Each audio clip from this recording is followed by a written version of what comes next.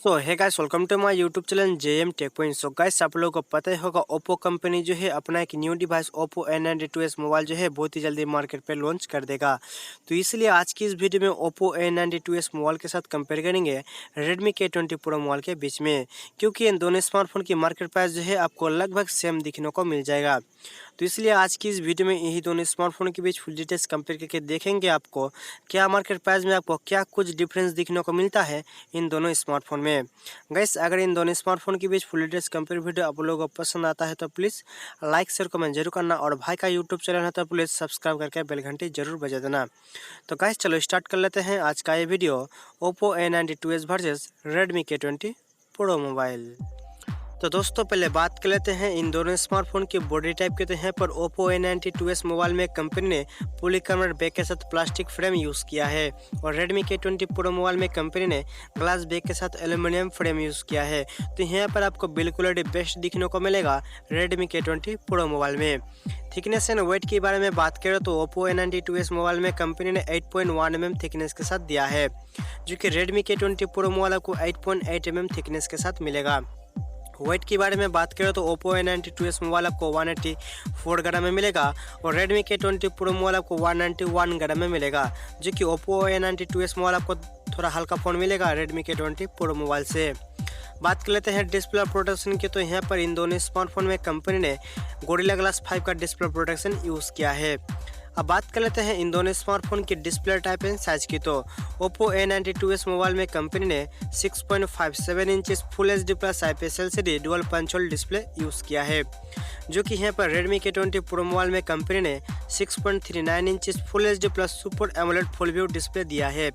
तो display size आपको Oppo A92s mobile में आपको बहुत ही बड़ा मिलेगा Redmi K20 प्रो मोबाइल से, और डिस्प्ले की जो क्वालिटी यहाँ पर आपको Redmi K20 प्रो मोबाइल में बेटर दिखने को मिलेगा, क्योंकि इस मोबाइल में कंपनी ने सुपर एमोलेड डिस्प्ले यूज़ किया है। डिस्प्ले की जो डिज़ाइन है मेरे ख्याल से इन दोनों स्मार्टफोन में आपको बहुत ही अच्छा दिखने को मिलेगा। बात कर लेते हैं प्रोसेसर की। तो यहाँ पर ओप्पो A92s मोबाइल में कंपनी ने MediaTek Dimensity 800 का चिपसेट यूज़ किया है, जो कि एक लेटेस्ट चिपसेट है जो कि 7 नैनोमीटर में बेस है, और चिपसेट ऑक्टा कोर 2 गीगाहर्ट्ज में क्लॉक्ड है। Redmi K20 प्रो मोबाइल में कंपनी ने Qualcomm Snapdragon 855 का चिपसेट यूज़ किया है, जो कि 7 नैनोमीटर में बेस है, और चिपसेट ऑक्टा कोर 2.8 गीगाहर्ट्ज में क्लॉक्ड है। गेमिंग करने के लिए आपको Redmi K20 प्रो मोबाइल में चिपसेट बेटर मिलेगा ओप्पो A92s मोबाइल के मुकाबले। बात कर लेते हैं इन दोनों स्मार्टफोन के ऑपरेटिंग सिस्टम एंड GPU की। तो यहाँ पर ओप्पो A92s मोबाइल आपको Android 10 के साथ मान लीजिए 57 MP4 का आपको GPU मिलेगा, जो कि Redmi K20 प्रो मोबाइल में आपको Android Pie 9 के साथ Adreno 640 का GPU मिलेगा, जो कि गेमिंग परफॉर्मेंस इन दोनों स्मार्टफोन में आपको नो डाउट बहुत ही बेहतर दिखने को मिलेगा। गेमिंग की जो ग्राफिक है मेरे ख्याल से यहाँ पर आपको Redmi K20 प्रो मोबाइल में थोड़ा आपको बेटर दिखने को मिलेगा। बात कर लेते हैं रियर कैमरा की। तो यहाँ पर ओप्पो A92s मोबाइल में रियर साइड में क्वाड रियर कैमरा मिलेगा, जो कि 48 megapixel plus 8 megapixel plus 2 megapixel plus 2 megapixel. And Redmi K20 pro mobile में रियर साइड में आपको ट्रिपल रियर कैमरे के साथ मिलेगा, जो कि 48 megapixel plus 13 megapixel plus 8 megapixel. Rear camera के बारे में बात करें तो मेरे ख्याल से इन दोनों स्मार्टफोन में आपको रियर कैमरा बहुत ही अच्छा दिखने को मिलेगा। सेल्फी कैमरा के बारे में बात करें तो यहाँ पर ओप्पो A92s मोबाइल में कंपनी ने 16+2 मेगापिक्सल का dual punch hole display selfie camera दिया है, जो कि Redmi K20 प्रो मोबाइल में आपको 20 मेगापिक्सल का पॉपअप सेल्फी कैमरा मिलेगा। तो सेल्फी कैमरा भी इन दोनों स्मार्टफोन में आपको नो डाउट बहुत ही बेहतर दिखने को मिलेगा।